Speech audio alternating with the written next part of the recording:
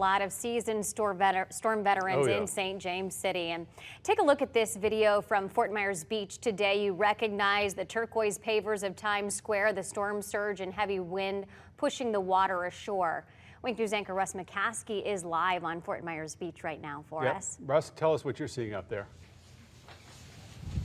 Chris and Amanda, first off, I can tell you from just an hour ago, things have picked up a little bit. We can hear the waves slapping a little bit more up against the side of the building. The wind has picked up, and there's a light rain now. Now, it's not very significant compared to other storms, obviously, that we've been through, but just wanted to note that things are changing a little bit out. If you think you might go out and about, probably still not good to do that. All right, we are at Dock Ford's, and we mentioned earlier that Dock Ford's fought so hard to get back open. They opened up July 31st. Now we have this storm, so what was going to happen? Let's take a look at some of the damage, Dan. If you can kind of show them some of the debris that has washed up on the dock at Dock Ford's. And this happened right around noon at a high tide. High tide hit officially, I think, just a little after 2 o'clock, and you can see that there's significant debris there. Let's go to the video of what it looked like earlier today, because I think we have some video that kind of shows the dock was completely underwater. Now, the good news is I've looked at this, and it does not appear that there's any damage to the dock. It just went underwater, just barely,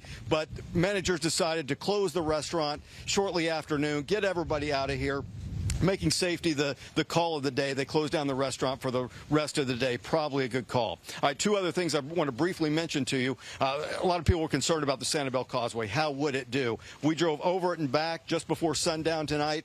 It's fine. We had no problems. It was holding up, doing well. We also, on Sanibel, went over to the lighthouse. We took video of the lighthouse. The lighthouse looks good, standing strong. We all know 11 months ago during the hurricane, it lost a leg, was barely standing.